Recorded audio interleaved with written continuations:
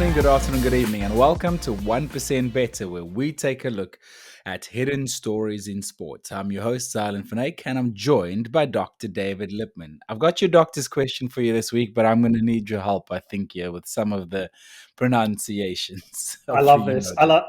I need you to help me ask the question of you. Yeah, sure. No worries, mate. Happy to help. Okay, so during high intensity exercise, renal blood flow decreases significantly. Despite hmm this, the kidneys contribute to blood pressure regulation through which of the following mechanisms? Is it increased production of EPO to boost oxygen delivery? Is it That's activation of. that's a chronic adaptation. So that happens chronically, not acutely, and you're talking about acute effect. Mhm. So So carry it's on. So not the that's a first one. no. No. Is it activation of the renin angiotensin? This is where I'm going to need your help, man. Aldos, Aldose. aldosterone, aldosterone system. Yes. Yeah, yeah, yeah. Okay. Carry on. To Yep. promote vasoconstriction and sodium retention. So that's the second option. Yep. Is it direct vasodilation of renal arteries to maintain perfusion? Or D, is it increased glomerular filtration Good. rate, GFR, to excrete Good. excess fluid and prevent Very, hypertension? very good sounding out there, mate. That is correct. That was a correct pronunciation. Glomerular filtration. So, basically what this is talking about is like three parts of the kidney. So one is the EPO, which is a chronic effect we talked about already. In the way the kidney filters is it kind of has a sack of think about it like a sack of arteries or arterioles, and then you have blood flow in and blood flow out, right? And you have pressure in the sac, and if you have increased pressure in the sac of arterioles, you get water leaving it. And you have a low pressure, you retain the water. Basically, is kind of the story. Now you have a pipe that goes an artery that goes in and out, right, from that sac of arterioles. Yeah. If you constrict the one on the way in and dilate the one on the way out, you have a low pressure there, so a low filtration rate and low filtration pressure. If you constrict the one on the way out and open the one on the way in, you then have increased pressure build up in there, right? So it's really talking about which one of these is dilating in that, and therefore have we got increased or decreased filtration. In exercise, you have decreased filtration because acutely in exercise, you need to create less urine, not more. It's not helpful, right? You want to hold on to fluid because you're going to sweat, all those things, but Yeah. also peeing doesn't help exercise. There's no exercise where peeing helps, right? So it's an inconvenience. So it won't be doing those things. It's probably, I mean, the answer is probably the renin-angiotensin aldosterone system because it's a relatively fast-acting system, Correct. whereby, Correct. yeah, Ding, ding, you and ding. Yeah. yeah, I so I love how you went through process of elimination to figure out what the answer was there, and that's the beauty of multiple choice. A very clever way to attack multiple choice there. I wasn't. I was mostly trying to talk through it so people got something out of this rather than just me answering a question, mate. Like, I'd love people to like take something away and learn a little bit and go like, "Oh, that's interesting. I didn't realize that was how the kidney worked. That's cool." So generous of you, man. So apparently, what I'm getting at is the kidney, despite high intensity exercise, the blood, etc., sending, controlling blood flow, the kidney still plays a significant role with regards to blood pressure during high intensity exercise. Yeah, I mean, it's the way to think about physiology is it's like a concert, right? Like it's like just because you're not part of the string section doesn't mean that the string section isn't important, right? Or that that you aren't contributing to the way the string section works. So everything has to work together. So kidneys play a role at all times because they're so involved with fluid balance. Basically, anytime we're talking about fluid, we're talking about the kidneys predominantly, Okay. right? And that can be, if you think about it, there's what they call the cardiorenal axis, which is like how the kidneys and heart work together because the heart is the pump, but the kidneys control how much fluid is in that system. So if there's malfunction in either, then the other one is impacted significantly, right? So there's all sorts of aspects here. But yes, the kidneys are involved with those, and they also have other roles that they play. They're a really important organ, and yet there's two ways to look at this, right? Same with the liver. The liver, you can live without a significant portion of it, right? Mhm. You can donate part of your liver and still have the liver left. You can certainly donate a kidney and have another kidney and still have a good life, right? And this is what happens for people. So there's two ways to think about that. You can say there's redundancy in the system so that it's not important, or you could say it's so important that you can survive despite having less of it, right? So yeah, I find I almost went into renal physiology. I found the physiology of it so interesting, and that the renal physicians are so smart. And then I remembered that I just hate minutiae of detail, so I decided against it. Not a good combination.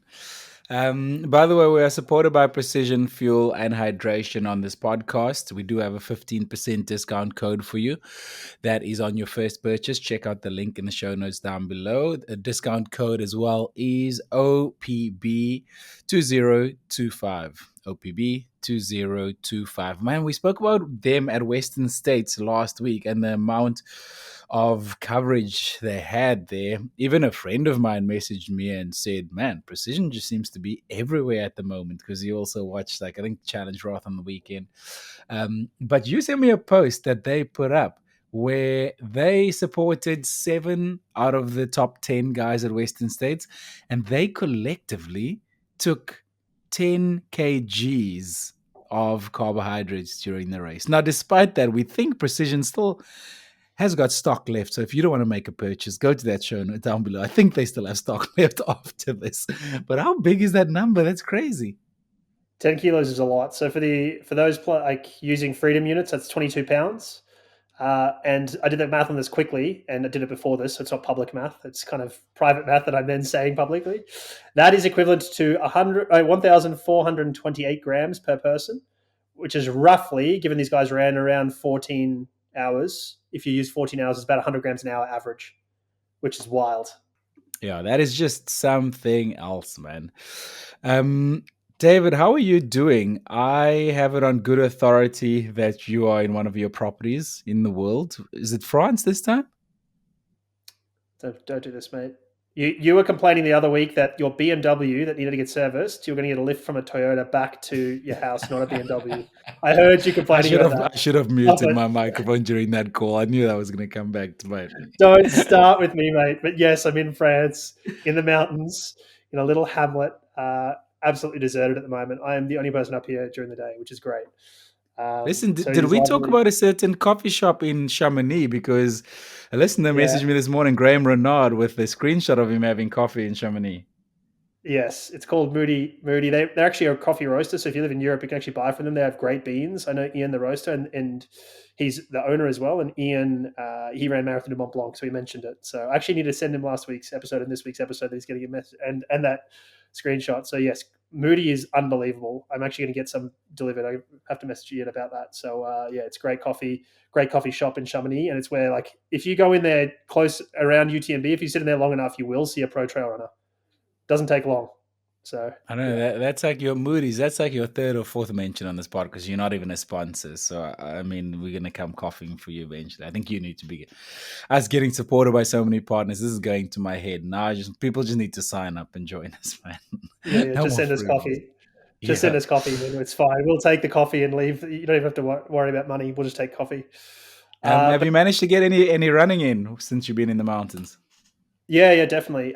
Some of it's exploring around here, which I'm kind of enjoying, just trying to understand the trail network. And then there's basically we live, or where our place is, we're like at the beginning of a trailhead, and then basically the only way out is to go over this col, and that's about 3 and a bit kilometers. It's about 2 miles, and it's pretty serious uphill though. I think it's 300 or 400 meters, which is like somewhere between 1,200 and 1,600 feet vertical. And I wanted to set the KOM to the top of us. And I've been close when I was here in Easter. And I was like, oh, that'd be a good goal for the end of summer. And there's a trail that comes off it. And I decided, okay, I'm going to go pretty hard to that trail and then go there rather than go to the col. And I found that trail was closed. I was like, all right, I'm just going to push on. I'm doing okay here. Push on to the top to see how we go. And I actually set the KOM. Although, because of where we live and because of Strava settings, I don't have the com because part of my route is hidden. But I can confirm I ran it's about 29 or 30 minutes up there, so just a bit quicker than the current King of the Mountain. So take that one and so you unofficially have it. Yeah, and then I was running back down. Settings and go do it officially again, man. Yeah, it's tempting. And then I went to run back down, and I was cruising down. I wasn't going hard, and my quad started locking up. I was like already sore on the jog back down. I was like, oh, this is going to be terrible. It was actually less bad. I was less sore than I thought, but I've never in my life been so sore off so little running so quickly. So it was interesting, but it's cool. Oh, good to hear. I hope to get out there in a couple of weeks' time and come see you there. It'll be cool. Yeah, it'd be nice of you to not keep dodging me, mate. But how are you doing? What's your story? You've been on the trainer wearing clothing this time. That's why you didn't. Apparently, that's why you didn't take a video, according to Spencer Ladderbeck. Yeah, I saw Spencer's comment because you asked, why no video? And I said, what's the point? You told me to wear a shirt this time. So what's the point of taking a video? And Spencer, what did Spencer say? Spencer said there was no video because there was Shirt a on, yeah, shirt. exactly. Today's I have to apologize to listeners. I'm hanging on by a thread here, man. I actually have some precision fuel hydration shoes here, and I was tempted to take a couple before we started recording because I feel awful. Last night at 9 p.m., I had to rush my dog to the vet because he managed to break into his food and eat almost, according to the vet, 10 kgs. This is lining up with precision, 10 Yeah. kgs of his food in like 30 minutes or something, though.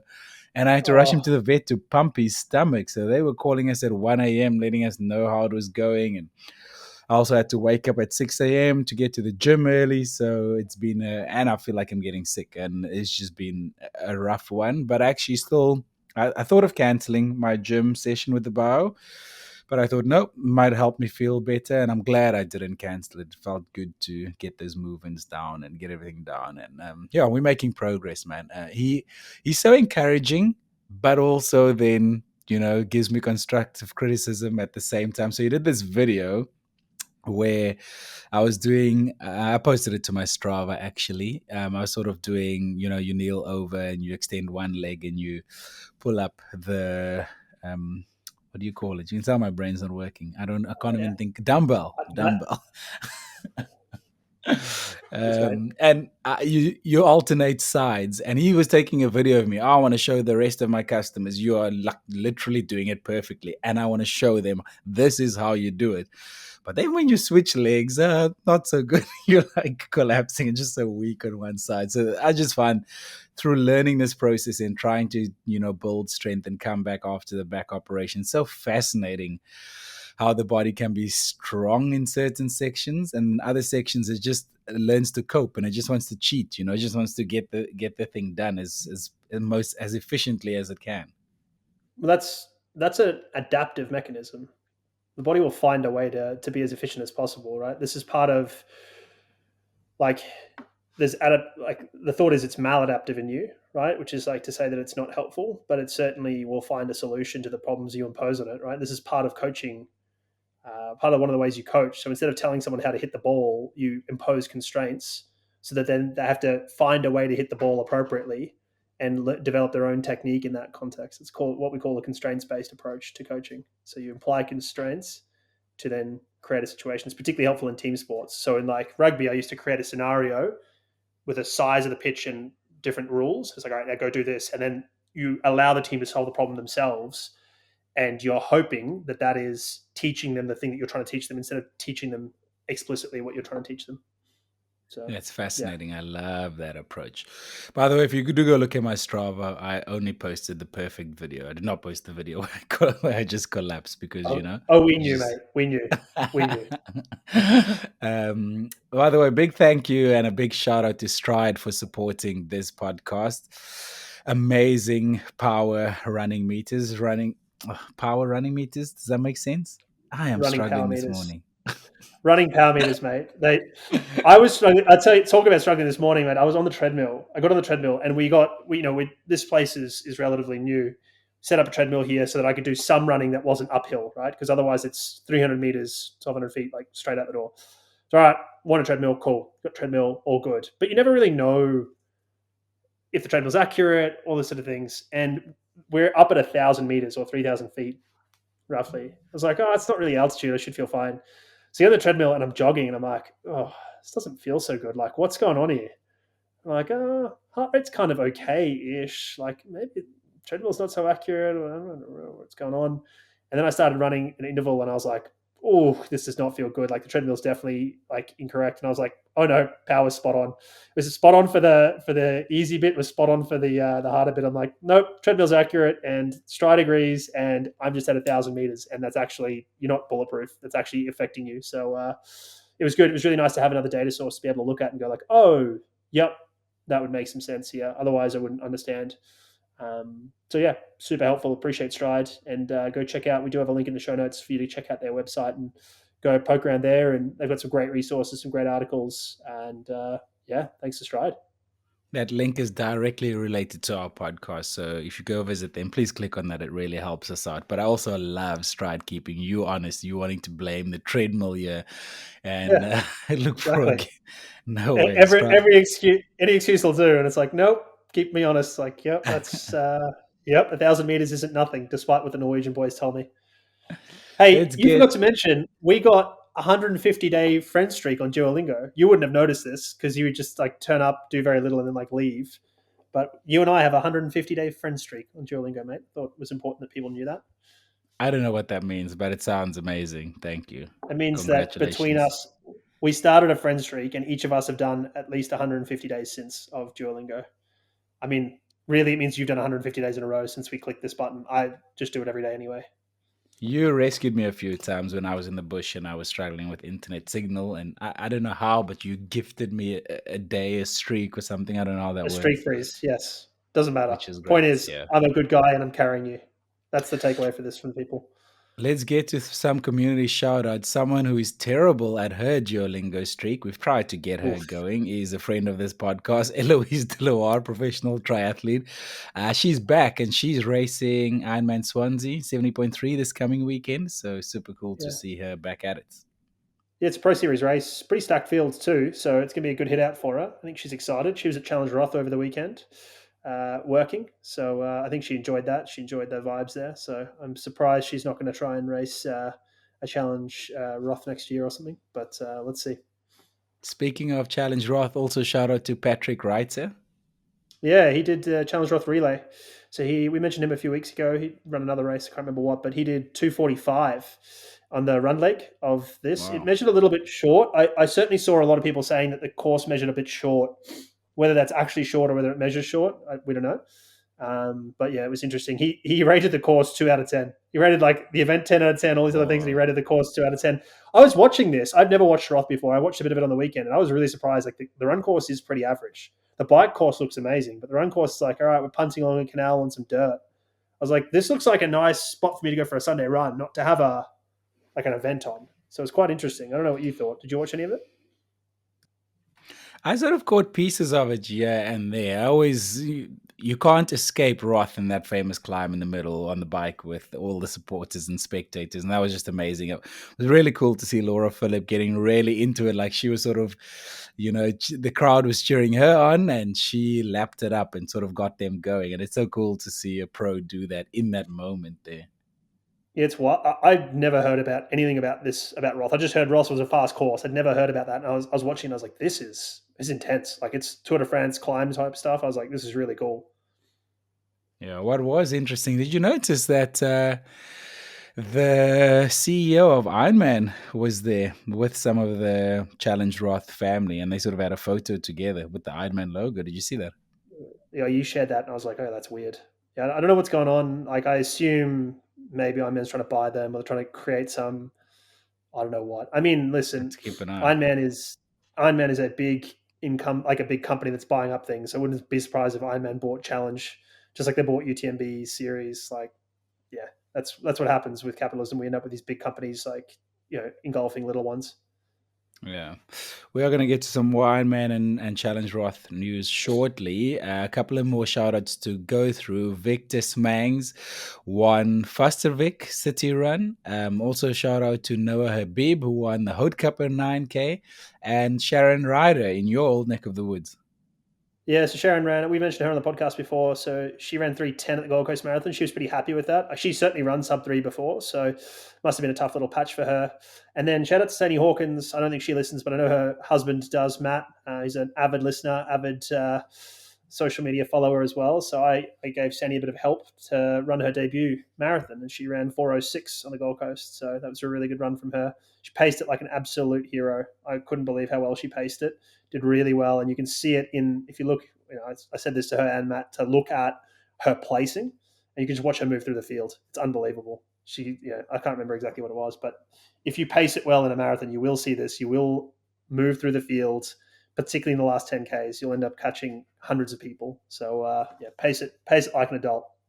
I don't know what the course was there, but what were you impressed with? Was she pacing it evenly? Did she run a negative split? Didn't negative split, but paced it very evenly. And so probably it's your first marathon, so it's hard to get right. Probably, like she was hoping to run sub 4 hours, and so I sort of gave her some pacing advice around that.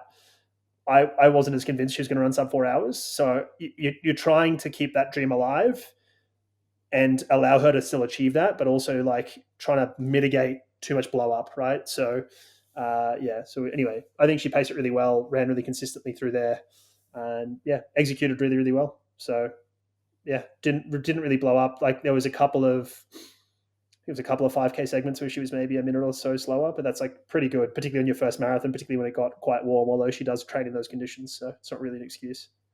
It takes so much in a marathon inside the first 20K, man, to put your ego aside and hold back when you're still feeling fresh and everyone's going off and you just want to go with them. It takes so much to hold back. It's not a 42.2 kilometer race or a 26.2 mile race. It is actually somewhere between. It's like 3 to 5 miles or 5 to 8 kilometers, and it's just a bunch of pre-fatigue before then. Like it's just like a bunch of easy stuff until like the last bit, which is really tough. And that's the race. Yeah. Right, let's have a look at what's come across my desk. We alluded to Challenge Roth a bit and Ironman. I guess let's start there. Something very interesting that Ironman announced last week is that they are changing the qualification standards to the World Championships. That's for the full distance and the 70.3. Can we talk a little bit about that? Yeah, so this starts next year, 2026. Basically, what they're trying to do is like one thing to remember is the reason that Kona. So Kona is where everyone wants to race, right? It's where they want the World Championships, and the 70.3 is getting this as a result of Kona. Let's be really clear. The reason this is happening in 70.3 is because it's happening for Kona, and they're like, if it happens for the big one, it has to happen for the 70.3s. The reason they stopped doing Kona for both sexes on the same year was because they had too many people, right? Ironman just had too many people. So they're like, how can we cut the number of people we have? And what they used to have was a certain number of spots that were available based on, I don't know what. Now what they're doing is you get spots if you win your age group there. Like, so if you win, and I think that's reasonable. If you go to a race and you win it, you should get to go to the World Championships. Fair. There's different strengths of races, but you can only race who turns up. Then they are indexing your performance based on average times from your age group, right? So basically global averages from your age group. So I think that's pretty reasonable. I think it's much more fair. What it does mean, though, is course nuances become a bigger factor, and so does weather. So now people are going to be choosing races based on, it's similar to a Boston qualifier, right? You choose races based on weather and course. So I'm not sure what they're going to do with cancelled swims, though, because they're not uncommon. I don't know if that means that they just remove the swim time and then look at your index from that, or if they say it doesn't qualify or doesn't count, because that's rough. Because, like, you're a good example of this. You had a handful of cancelled swims, right? And I always give you heaps of grief about that, but you have no control over that. And if you're not going to not race it, then you're not going to turn up and go like, oh, well, the swim's cancelled, so now I'm pulling out. I've paid my money, but I'm not going to race. I'll go find another race and spend more money. Because you're not a pro, right? So pros, and this is probably the biggest advantage of being a pro, is that they can enter and remove themselves from races without cost at the Ironman level. Whereas you have to pay, and it's not cheap. So it's really hard in that context, especially if they cancel it morning of. You're like, well, I've even done my carb load. So That's actually a really good point because also you spend, if you are like a decent human being, you spend 6 months minimum training for an Ironman. So it's not just the weekend of the event, it's all the investment that goes into it. And people do have this world championship dream. So from what I understood is the podium, the top three people in each category automatically get entries to world championships. If they I thought already have one or they don't take it, it goes then into a pool, into a different pool. I thought it was top. like the winner only, not top three. I thought it was only the It, winner of each age group. it could be. I just glanced at this. I glanced at it. I thought it was the podium. It could just have been the winner. We're gonna have to fact Either check this and come back. And then the rest before it used to roll down. So if they don't take it, it rolls down in that age group. So to show you how much Ironman wanted to fill these slots, I once finished 21st in an Ironman, and it was for Nice, and it rolled down all the way to me. So I could have taken that slot and gone to Nice, even though I finished 21st in my age group. Now I think if the winner of the top three doesn't take it, it goes into the other podium, or it goes into the fastest times across Ironman races in the world, yeah, basically. uh, I think basically what this achieves is like running like racing fast at a different race is better than having a roll down spot at a race where you ran slower, right? It's basically just putting the fastest people there. So I think it's, there are going to be people who call this elitist, but it's one way to cull numbers and make sure that it also means that you have faster people at the event on the day. And as a result, you can then, part of the challenge they had was like how long the roads need to be open for to allow people who are, say, 70 years old to finish an Ironman, because they do want those age groupers, right? So yeah, it is worth remembering that not everybody who does Ironmans is 30 years old and Yeah. fast. Interesting times. Iron Man said that they did research and this is what the majority of people wanted. So let's see how this plays out then. We spoke. I also did research, and my research also suggested this is what the majority of people wanted. We can all claim things if we want. Like I just show That's me the why I research. said it. That's why Yeah, I it's said like it. show me the research. Like I don't disagree with them, and they probably did it. I just like it's very easy to claim. Oh, we do research. I'm like, okay, No, knowing triathletes, I would actually agree with him on this. I would think that is what yeah, most fast triathletes who are privileged to be fast and quick, and they see people on the start line at a world championship next to them that's not close to their level. I'm like they look at me and they're like, "How do you get here?" yeah, I do get that. So I would believe that research actually. Let's move yeah. on to Challenge Roth. We already spoke about it. Insane crowds. Like what went down in the pro race? I mean, probably no surprises. You kind of had these two standouts, Sam Laidlow and Laura Phillip. They turned up and they won. Interestingly, Laidlow, I saw some really weird commentary afterwards. He didn't know he was not in first place for What? all. So Jonas Schomburg, he's the guy we talked about from Frankfurt who had his whole front end fall off. So Yeah. he obviously did exactly what I was talking about being able to do if you're a pro, which is just going to bin this race and do one in a week's time, right? So obviously it wasn't an Ironman, but it's Challenge Roth full distance. So he turns up Challenge Roth, all good. He led out of the swim by apparently like a minute. And I assume Laidlow didn't realize it. He was so far clear. And so he was riding and he was getting splits on the bike, but he thought he was ahead, not so he, behind. so he thought it was a split to the people between him and the people behind him. He thought Jonas Schomburg was behind him, so he's getting splits going. Jonas is behind you by this amount, Yeah, and yeah. then and so he slows down so that Jonas could catch him, so they could work together. And then I like the saw this splits because the change. gap on the bike. I was watching the stream and the bike was like 7.5 minutes at one stage, and I was like, "Whoa, that's a big gap." Yeah. Anyway, so he assumes Jonas is ahead of him, and then all of a sudden he's running and he thinks he's in the lead, and then he just isn't. And anyway, it's weird. Anyway, we've spoken before. I host the Norwegian Method podcast. I speak to Christian Blumenfeld, Gustav Eden, these guys who are competing against Sam Laidlow about this sort of stuff all the time. And I always ask them, like, do you guys get info about where people are? And they're like, oh, you can get some splits or whatever. And, you sort of listen to a bunch of people, but they're never really great. It's like, how are we racing and we don't know where people are? Like, how Yeah, is that? Like, I feel like it's important information. So unless you have hairpins on the course and you can do that stuff, like I feel like we need to have official ways for people to know this stuff. Like have a motorbike that goes absolutely. past that says like what the gaps are. I don't know what, but yeah, it's weird. But other than that, Matt Hansen ran a 2:28 marathon, which is the fastest run of the day, which is fast. Hmm. There's again we talked about course length, but even if you lengthen that course a little bit, it's still a fast run. He's still low 230s at worst. It seems to be that like 230 or thereabouts is now what at least one person's going to run in most big races. Feels like if you want to Crazy. be there or thereabouts, you're going to be running 230, which is Yeah. insane to think. Back in the day, it was like 236 or something. That would get you a win. You go to sub 240, you're within the realms. Now it's like can't even get a kick in the teeth, man, for that. Um, yeah, going back to Sam Laidlow and positioning, one thing I will say is when I was watching the live stream, the pros were passing age groupers and the road was very narrow at that section I was watching, and there was just people everywhere. So it was also interesting. I think it is also at some point hard for the pros to keep track of who's where and what's going on. I think you do get that confusion as well. Yeah, that's certainly something that I've spoken to again on the other podcast with Christian and Gustav about. They say it's great because the age groupers will support you and yell for you. They say it's hard because you don't know where people are, and it can be hard to get into aid stations and out of aid stations and pass people and not draft and all those things. So necessary evil probably for certain courses. Like it's just the Yeah. reality of it. I saw one of the pros go around one of the age groupers at an aid station and grab a bottle quickly in front of them. And I was like, whoa, that person has got good bike handling skills. If that was another athlete, that pro would just have caused the crash there now. So Yeah. there certainly is that element to it. Right. You sent me something else as well.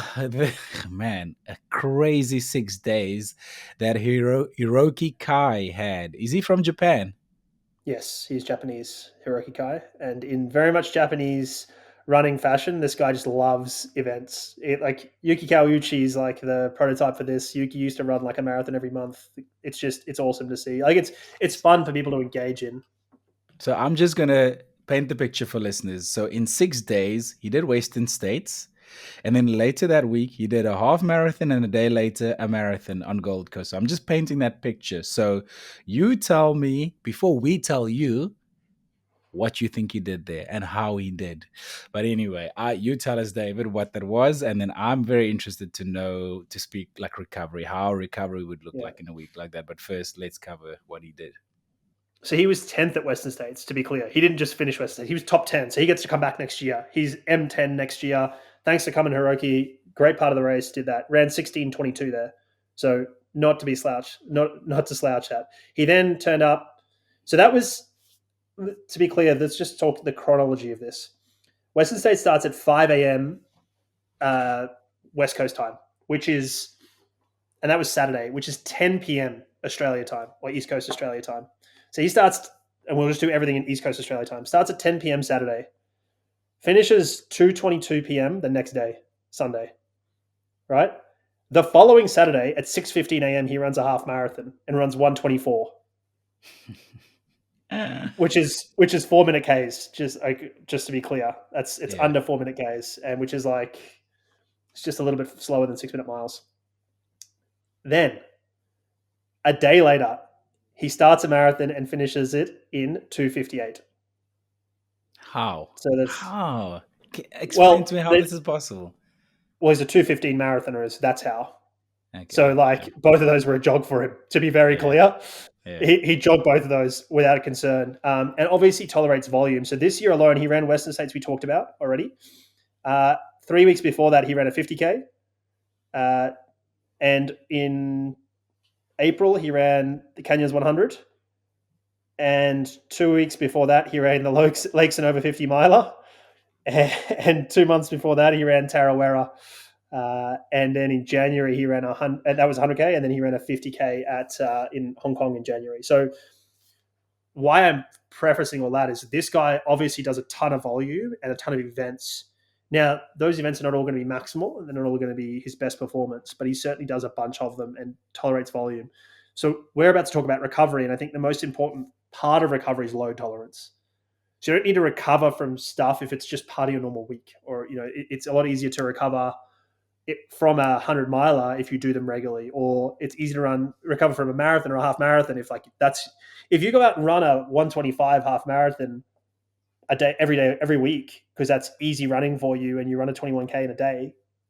Okay, yeah, of course. Then Saturday's not a thing. You do that before a Sunday run, like it's not that big a deal. So I wanted to preface it with context of like how much this guy is probably running anyway at baseline. And then recovery wise, if I tell you, David, within 6 days, I would like to run a 100 miler, and then later that week, I'm going to run a half marathon followed by a marathon. After you've told me it's a terrible idea and I convince you that I'm going to do it anyway, what recovery program would you put together for me? I would say, and after then we've done the years of training required to get to where Hiroki is, where he can tolerate that stuff, right? So those are the Yeah. prefaces. I'd say, like, so we finished the 100 miler, and I would say the first thing we do, we talked about this on an upcoming episode, actually. We touch on this, I believe it's next week. We're in an episode we recorded a little while ago.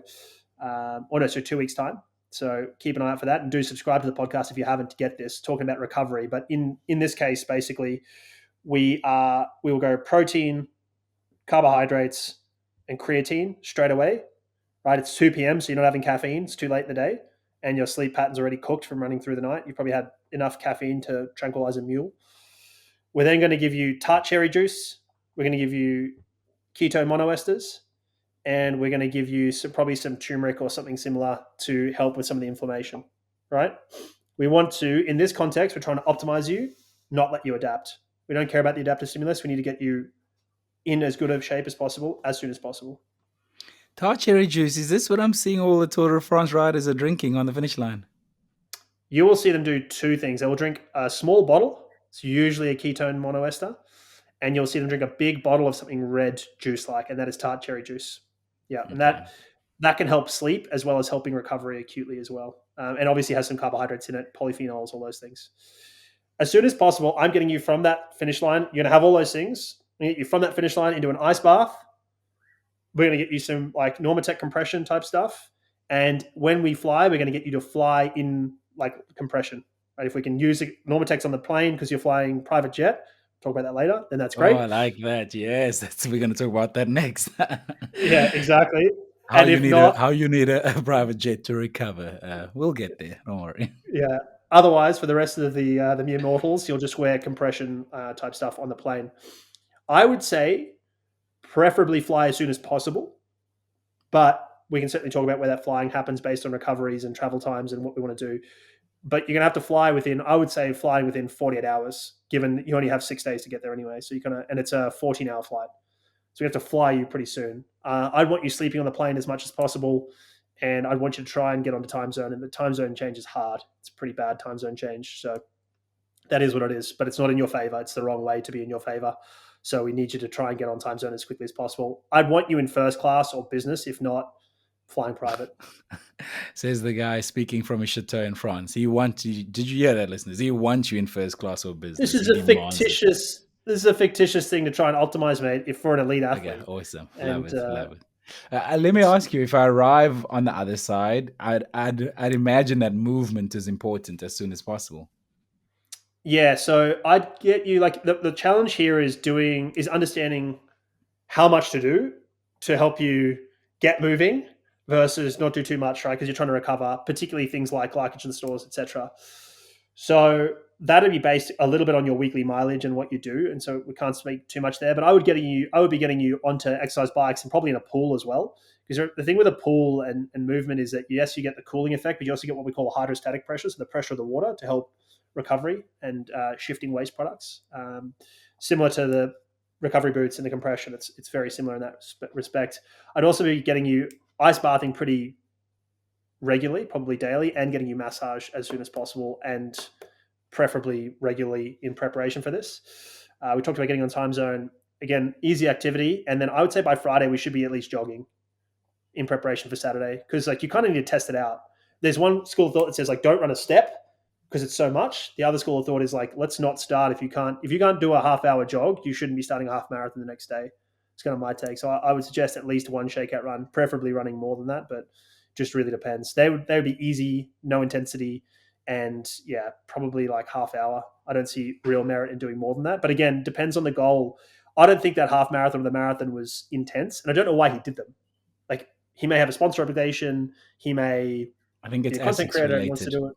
I think Could it's be. I mean, ASICS related from what it's I an saw. ASICS event, so Yeah. yeah. And then for him, it's like, all right, these are the times I have to run. I have to do this stuff. So he doesn't really care about performance. So anyway, it's a fascinating problem. I love working on these problems. Love to consult people who do this. So yeah, call me if you know somebody. If anyone would be so kind, record the segment we just did now and send it to Hiroki Kai on Instagram. I'd love to know, compared to what David just put together, what his recovery looked like, and if you could have found value in this. Oh, it'd be fascinating to know. Listen, I reckon that's way more complicated than what he did. I reckon he's just like high volume guy and just like was like, all right, I'm gonna eat enough, get over there, do a bit of movement, crack on. I reckon it's just the thing here to remember is he doesn't need to recover as much if his volume is so high to start with. mm, Right? Like there was a time in your running career where running a half marathon was a real thing you need to recover from. And there was a time where you're like, I run half marathons on Saturday and Sunday. mm. Like you can develop that load tolerance. And I think he's more towards the second one where he didn't need half that stuff. It just sounds so big, but it's nice to know that that is possible. When I say it sounds so big, when he does these big, big, big events and he can tolerate that, that is so impressive, man. Yeah. Speaking about big events and jets, the Tour de France has started, and one of the first things before the race, the flag dropped on day one. One of the most talked about things was Mathieu van der Poel, and his private jet partnership with the flying group. A lot of people were talking about this, and this came across your radar before it came across my radar, the guy who loves cycling. And you were saying people are all up in arms about this. What did you make of it? I mean, what did I make of it? He came out and said it's about performance. And listen, so context here. Go back and listen to the Nicole Lower episode about sustainability in sport. She specifically flagged cycling as terrible for the environment. And I would say yes. So that's the context here. And people are saying he should be using the train and setting an example. Like the thing to remember is this is his job, and his job is to perform, and people want him to perform at the best. Like, does a private jet help that? Yes, it does. He cites specifically, and I would agree, stress. It's much less stressful flying private than public, right? Especially if you're relatively famous, and in that part of the world he is. Exposure, getting sick on planes is a thing, and he has much less exposure on a private jet than on another one. Time, it's much quicker in terms of like it's more convenient, those sort of things. And the space and movement. He can get up and move around, he can get a massage, he can be in recovery boots, he can sleep, he can lie down. So like, yeah, I think this is a smart partnership and an investment. I think it's horrible for the environment, but I mean we all do things that are bad for the environment, and like we need to think about how we rationalize and justify that in our own mind. This is pretty standard in the NBA. None of those teams fly commercial, they all fly private. And no doubt he uses it with teammates and that sort of stuff, which doesn't make it okay, but it changes the carbon footprint per person. And for the record, the carbon footprint is a way that the oil industry created for us to feel obligation rather than them to feel obligation. And yeah, so I understand it. I don't know how I feel about it from an environmental standpoint, but from a performance standpoint, it makes complete sense. And yeah, I think it's smart from him. Yeah, I put myself in those shoes. I'm taking that jet partnership all day, every day, but being aware that the role that private jets play in the environment and the impact it has in the environment, I'm not taking that lightly at all. Like this is one person who's focused on their performance on the bigger stage, and like you rightly said, it's his job, but ultimately it is one person, and that's the impact that it is having on the environment. But again, empathy with him, because put ourselves in those shoes, then it's a different discussion. It's nice to have an opinion, but put yourself in that situation, and then all of a sudden the decision isn't made so quickly and so easily.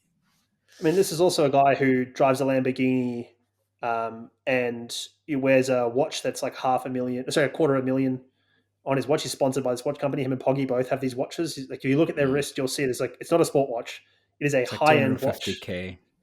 Yeah, so like it's interesting to look at the top tier of the sport, the top couple, because he's like one of the more high profile guys, and who is sponsoring those athletes and what brands are coming in, right? So these are not sports endemic brands, as we talked about with the Merida episode with Colleen Quigley a few weeks back. These are non-sports brands who are coming in because it's premium, high-end people who watch it and who are fans of the sport. So it's really interesting to watch that transition.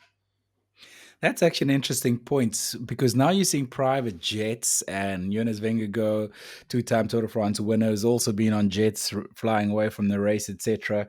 And it's incidentally raising the profile of the sport, you could argue more, which incidentally then trickles down to athletes who aren't as high profile as them, but rising tide lifts all boats. Does it trickle down and add more to the sport? But anyway, we're not sports. We're not talking about the environment here. Like you said, go and listen to the Nicole Lower episode. There's a lot in there as with regards to the climate and professional sport. And it's not like a hectic, boring conversation as you might think it is. In fact, we got listener comments in that week. I remember saying, "Oh, this is not what I was expecting at all. I came in with preconceived ideas, and that is not what I experienced." Should we move on to the Diamond League in Eugene? So I recorded it on Saturday night, and I was lying on the couch watching it on Sunday morning. My wife walked past and she said, "Oh, I see you're doing your homework for David." So I was putting in the work, but really actually enjoyed it. And man, there were some performances and there were some races. Particularly, we can talk about Faith Kipyegon a little later on. If you haven't, by the way, listened to last week's episode as well, where we had Robbie Ketchell on, who worked on Breaking 4. Okay, Faith Kipyegon's attempt at breaking the 4-minute mile. Yeah, she was in Eugene. She was unbelievable. So good to see how she performed there. Just after going fastest she's ever gone in breaking 4, but obviously not breaking 4 minutes. But anyway, your take. I'm rambling on you, man. Your takeaways from Eugene. So most of our fans are endurance sports fans. I would say this is one of the better field events, days of field events I've ever seen. It was unbelievable. So the long jump, women's long jump, Tara Davis Woodall is like undefeated in years. She's there. She's last jump. Sorry, spoiler alert. Go watch this. Pause podcast. Go watch this, and then come back to it. Watch the whole thing. But anyway, if you're not going to do that, here's a spoiler. She's a long jumper. She's not been beaten in years. She was coming third or fourth at the time, and had her last jump, and then goes out there and absolutely blitzes it. Jumps 7:07 and wins the event and loses it, which is awesome to watch her lose it. But the thing that came up for me is like the best athletes, particularly in track and field, want that.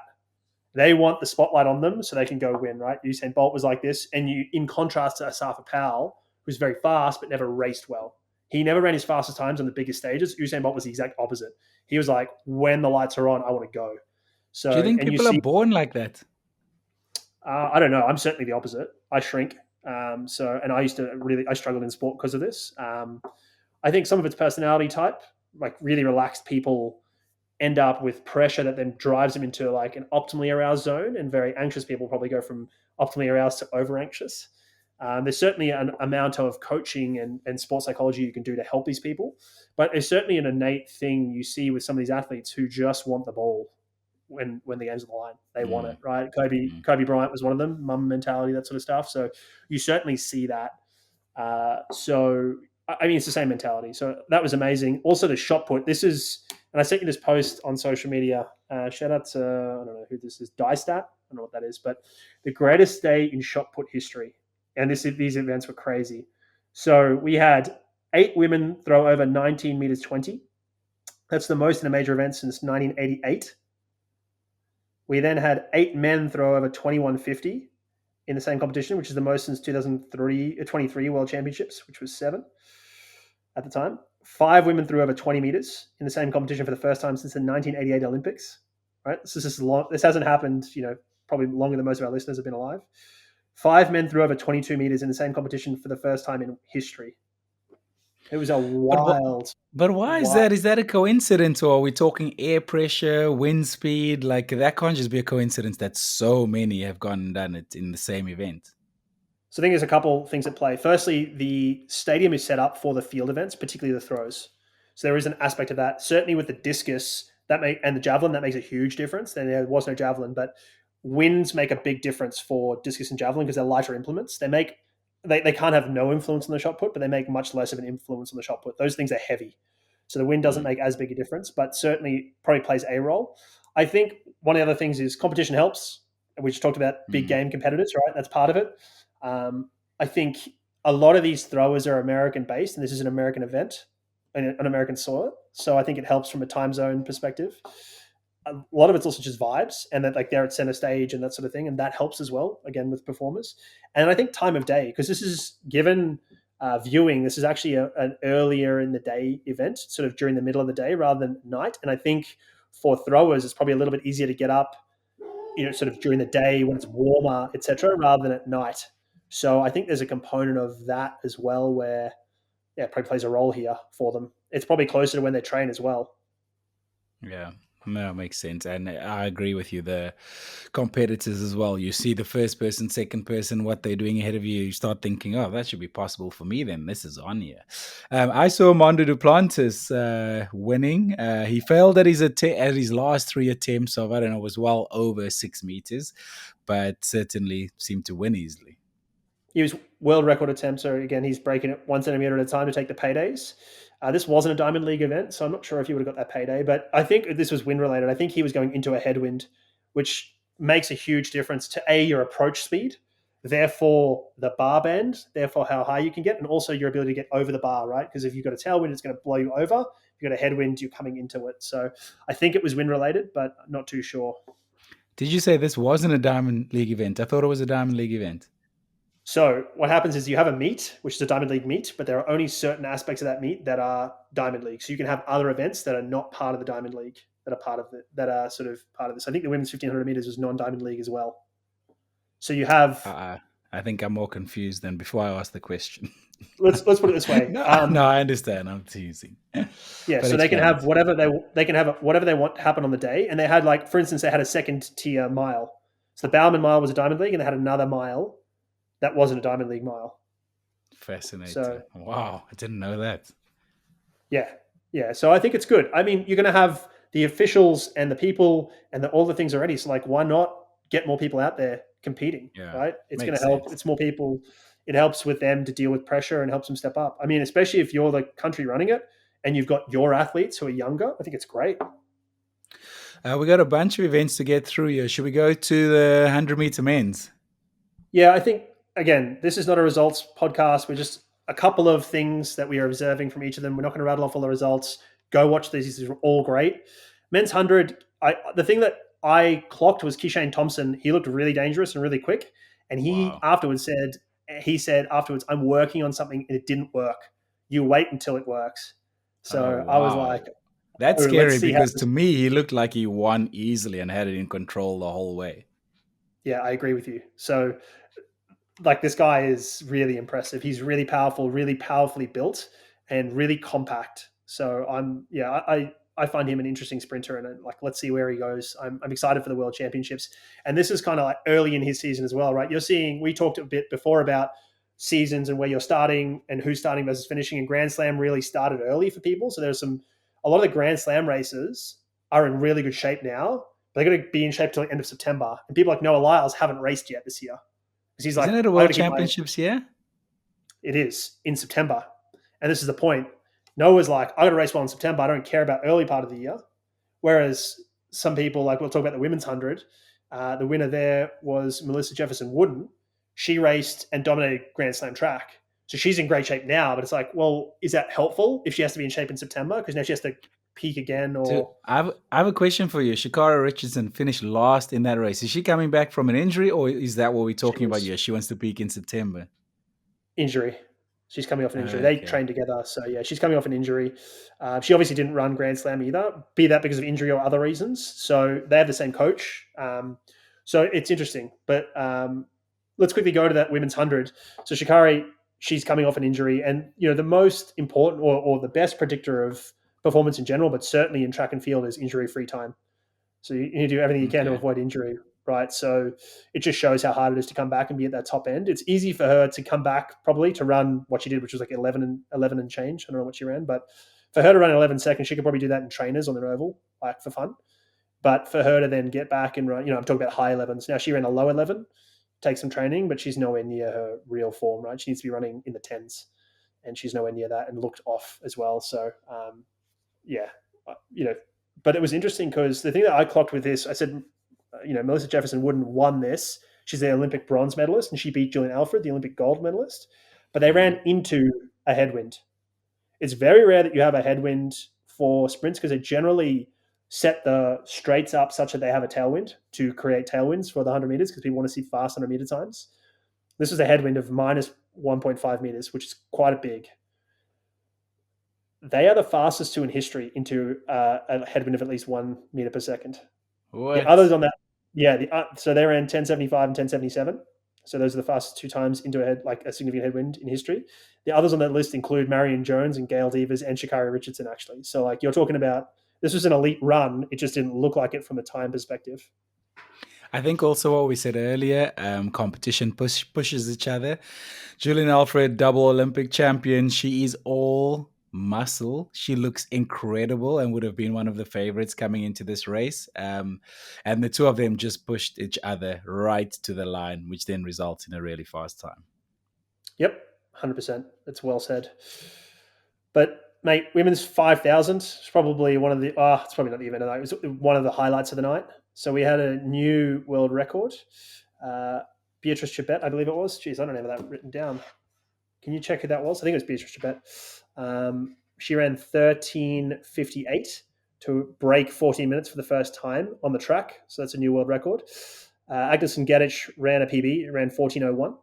And the thing that came up for me here, like this was really impressive. You had 3 women left at the bell. They went ham after that bell and really smashed it. But it got me thinking around the mile attempts last week and this thing of like the belief effects. Now, I kind of often mock Eliud Kipchoge, talks about like no humans limited and just have to believe. It's like, I mean, belief is a huge part of this, but it's like, I can't believe that I can run a 4-minute mile and then just go run a 4-minute mile. Like, apparently neither can faith. So it's more than just belief, but belief is helpful.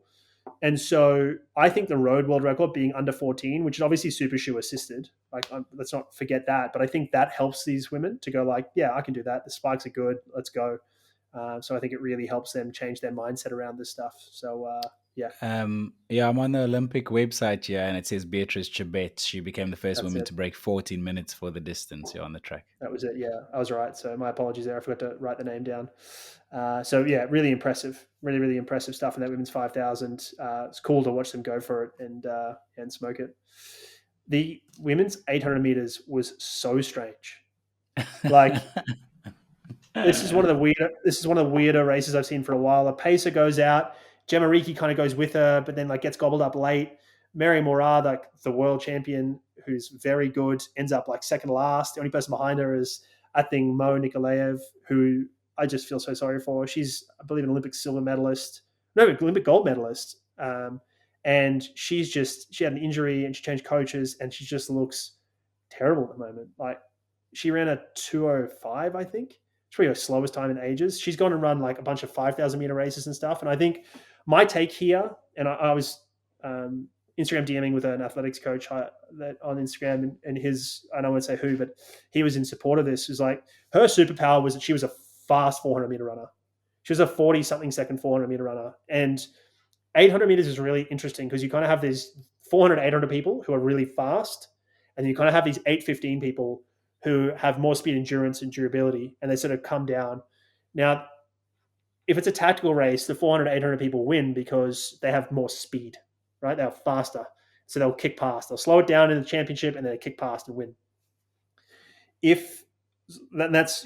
That's how, Ating used to do it, right? And so she had the superpower. And I think to try and level her up, they went to work on some of her weaknesses, which is like, we need to get you some more aerobic ability. And they've just killed some of her speed somehow. She's looking terrible. She's not looking super happy. I mean, she sounded pretty happy in the post-race interviews, but I just think she's not quite there. So I'm hoping she's still young. She's like 23 years old. So she could easily come back and win 2 more Olympic golds.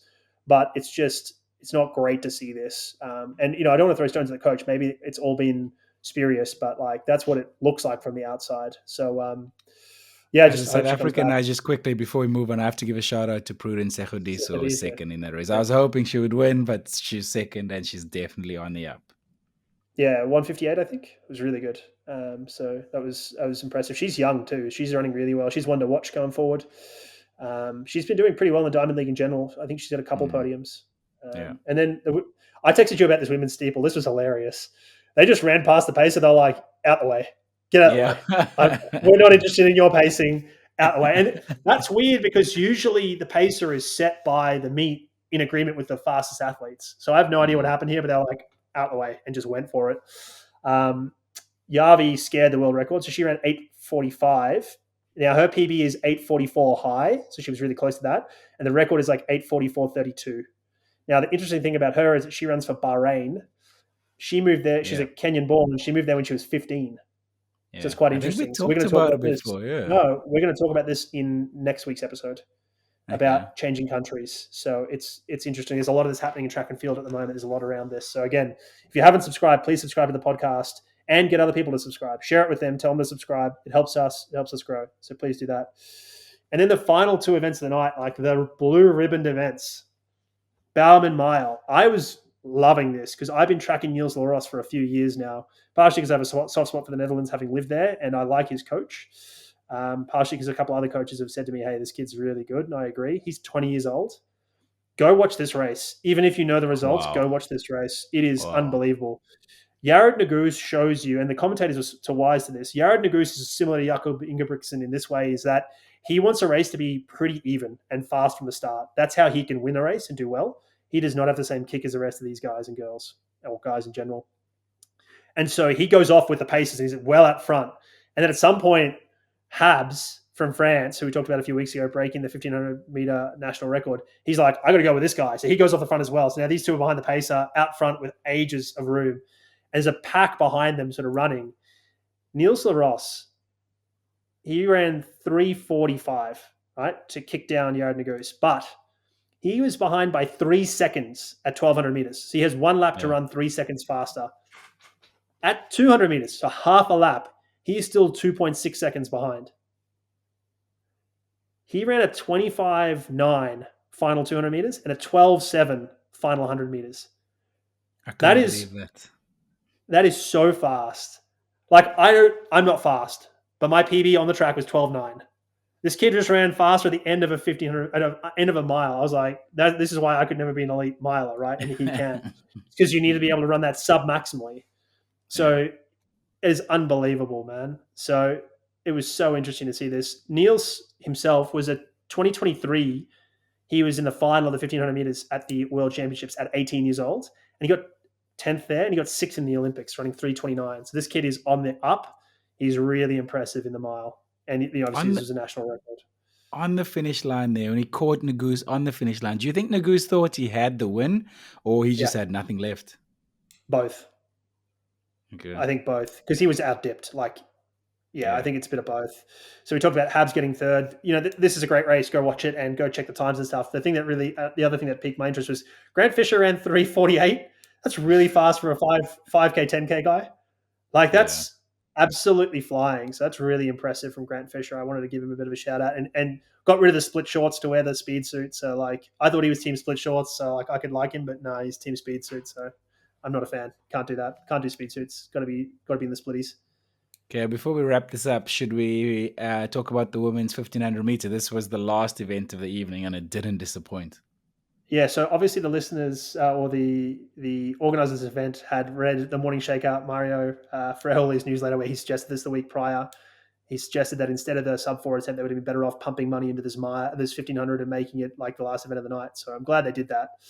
Yeah. This had 8 of the top 10 in the world in the 1,500 meters, which is wild. That is a wild. I mean, this is what Grand Slam was trying to do. Yeah. Right. And often we see this where the challenger forces the established brand or whatever to up their game, right? We see this in Ironman World Series and that sort of stuff, and it's happened here. So, I mean, let's stop bearing the lead. Faith Kipyegon breaks the world record. She runs 3:48.68, and incredible. It's worth watching this. She is behind at the bell and just kicks with 200 to go. And just that was amazing. Yeah, when you see the lights and she's behind it, and you're like, I'm like, oh, she's catching. Oh, she's catching. Oh, she's past it now. Like, that was amazing. Yeah, for sure. I think she likes to run that way, which also speaks to some of the pacing perhaps for last week in terms of how they set up the pacing and the pace lights. Well, Teji got second. She ran 3:51 for a PB. Jess Hull, the Australian, brave racing. Tried to sit with Faith for as long as possible and just got chewed up and burnt out. This is what you see. I mean, she didn't even run a PB. She ran a season's best, but not a personal best. I think she'll run faster than this year. But this is what happens when you go out near or above your maximum, you end up like slowing down, which is what happened with Faith last week in the mile. And this is what happened to Jess Hull. She got caught by Welteji. Georgia Hunter Bell ran really smart, came through really well late. She ran 3:54 against season's best, and Nikki Hiltz got fifth, running 3:55. So, and that was a PB. So that's great for all those women. And I think what I took away from this is the training stimulus of the mile. Like the mile attempt last week is a good training to run a good 1,500 meters. But it's also worth noting this was a 4:06:24 mile equivalent. This is roughly the similar pace. Oh, wow. So Okay. she basically broke the 1,500 meter world record last week. I just don't think it counted, or it wouldn't have counted because it wasn't a race. So, yeah, this probably shouldn't have surprised anybody. And this is without paces, this is solo, without all the aero stuff. So she probably had. This is a couple of things to me. Firstly, she probably could have run a little bit faster last week if she paced it a bit better, and or a few other things. And she probably wasn't super happy with the run. I mean, she rinsed herself, and you kind of have to be happy with that. It was a maximal effort, but she probably could have gone a little bit quicker last week. Yeah, and if she'd thrown on some of that aero stuff, maybe she goes a bit quicker last night to break the world record, right? Maybe she wears that suit, but she's obviously much to Robbie's disappointment. She's probably not super. She probably didn't love wearing it. Let's put it that way. Listen, we're going to talk about what we're going to watch this weekend, but is there further Diamond Leagues coming up? It seems like there's one every weekend. Is there one this weekend coming up, 14th of July? Yes, Monaco Diamond League is, I believe, the 11th of July, not 14th. I think it's on the 11th. Okay. So, yeah, Monaco's always great. It's got a good mile in it from memory, or 1,500 meters. Jakob Ingebrigtsen usually runs really well there. So, yeah, it's a good Diamond League. They basically get better and better. So, like, just keep watching. Just Google Diamond League schedule and get on there and just watch them. Yeah, I'll be watching it for sure. Do we have anyone in the doctor's office this week? It is the Tour de France. It is the first week of the Tour de France. So I'd imagine we have some cyclists in the doctor's office. Well, thankfully for Primoz Roglic and Red Bull or Hansgrohe, he's not in here yet. He probably will be at some point. So, I'm sorry. I hope that doesn't happen for Primoz, but he struggles to stay on his bike. I mean, the one that actually was interesting for me that is real discussion is Philippe Gunner. So he is out with a concussion. That happened, I think, on the first stage, day one, which is like he was the very first rider to crash, in the race. That's terrible for Ineos. But part of the problem here, and I think first rider to abandon. Sorry, he was the first to abandon, but might have been the first to crash. But he got back on his bike after the crash, which I think is what you're going to allude to. Yeah, well, part of the problem here is if he doesn't get back on his bike, that's his tour done. Right? If he does not cycle and finish that stage, his tour is done. Now, that's easy if you've broken a bone, which we'll talk about in a second. But my tour's done anyway. I can't keep riding. But you have to save athletes from themselves when it comes to concussion. A, because they're not thinking clearly, and B, because they're athletes and they have the athlete mentality and they want to keep going. So we need a way that we can assess them in a calm situation and let them know that, or be sure if they've got a concussion or not. And we'll never be sure, but like be more sure, right? Rather than guessing. Or just looking at it going, but how do you do that when the sport is moving forward? Literally, it's not like I guess in rugby, you get taken off, you get assessed, and if they give you the green light, you can go back on. The game goes on. But cycling, the game goes on. It's moving, but the game is 10 kilometers down the road by the time you finish with the assessment. Sure, but why can't you just be dropped off to pick back up from the peloton? Because then I'll have a concussion every third or fourth race. I need to be checked out. I just need to rest a bit. You take a fake fall to have a concussion. I mean, if you want to take fake falls to do that, like fine. But I mean, these things are like, it's not like rugby where I can fake, I had a head hit, I'm going to go down and have a concussion. It's like, you fall. We see you. Like we see you fall, right? So I think that's the case, and you can get dropped back up. Because part of the problem, it's never going to be perfect, but part of the problem is if you don't allow them to do that, then they're going to say, I'm fine. Or you're going to do a half-assed assessment, or you're going to do something like that. So unless you can and what is the risk of, what's the risk of I'm fine if you have a concussion? So the biggest risk factor for concussion is previous concussion. It's the first thing. So more brain injury is the first thing. The second thing is you're not going to be, and it's also a risk for injury in general.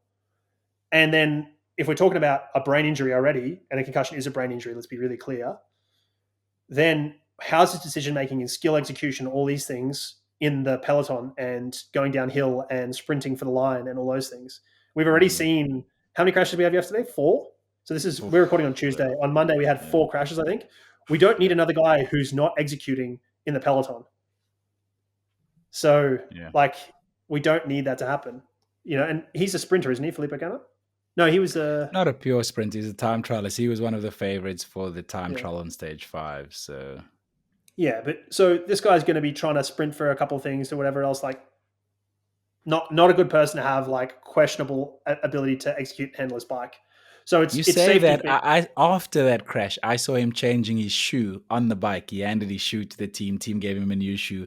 And while I can't even do that when I don't have a concussion, like, um, and that's how good he is in terms of like he is another worldly in terms of skill. Like we see Mathieu van der Poel doing things like bunny hopping stuff. I sent you a video the other day of Caden Groves avoiding a crash, and you're like, oh that is wow, unbelievable. yeah, What I'm getting at, these are the top 0.5% from bike handling standpoint, but they also have to be. I look at the yeah, peloton and I'm like, how are you cycling in that? I would freak out. So what I'm getting at here is this is safety for him for sure, and it's his brain and his health, but also potentially safety for someone else because if he causes a crash, that could be. Let's imagine he's there for some reason. He's sprinting against Poggi and Pogacar, Pogacar and Vinegar, and he crashes and they crash as well, and both break a collarbone. That's it. Tour's done. No one cares anymore. yeah. I Like like that it's Freudian slip there, by the way, where Pogacar is literally cycling like two people, Poggy and Pogacar. yeah, it's his um, alter ego. But so yeah, what I'm getting at here is, I think there is a way they could do this. It's not going to be that palatable for cycling fans and cycling purists and teams. But just like we got to save these guys from themselves is my take here. And mm, I've had to fool enough rugby players to get off the field because there was a time where if you left the field you couldn't go back on. And I had to go like, oh no, we're just going to assess you over here. Just come over here. I'm just going to quickly assess you. You can go back to playing, and then they'd be off the field. It's like, oh, he's done. So yeah. I just you need to save these people from themselves. I agree with you. It is the Tour de France. No one wants to leave. They're all leaving, kicking and screaming. It was actually sad to see the other person in the doctor's office, Jasper Phillipsen, crash out while in the green jersey. But there you could see, okay, something is broken here. He's not getting back up. And there's always an Yeah, indication because if you're a team leader like he is, your team helpers will stop and wait for you. His team helpers stopped, they waited for about 15 seconds and they carried on, and that's when you know, okay, there's no yeah, he's resolution abandoning. here. Like he's abandoning. Yeah. Yeah, I was really worried he was going to break a scapula here because if you watch how he falls, he's kind of falls onto his back a little bit. It's kind of like tip of his shoulder back, and the one of the only ways to break a scapula is from trauma to that, and so it's pretty bad. Like they don't have any padding there, so I was really worried for him. It was a scapula, but he didn't look in enough pain for that. So I mean, he broke his collarbone in the end. I also saw something about his AC joint getting repaired, so that says to me that it was probably very distal, so like very far out on his collarbone, and it disrupted the AC joint, so he would have got those repaired. He also potentially, I've seen reports of like a few ribs broken.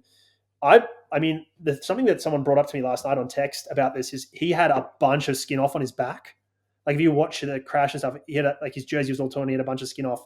That's super painful, and he has to lie on that in a hospital bed.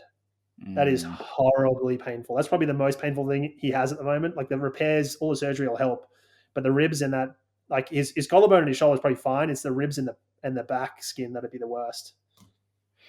Yeah, well, the team did put out a photo with him this morning, I think giving a thumbs up from his hospital bed, saying he had already undergone successful surgery on his collarbone and AC joint. Yeah. Yeah. So yeah, we wish him everything of the best and a quick recovery there. What are we watching this weekend?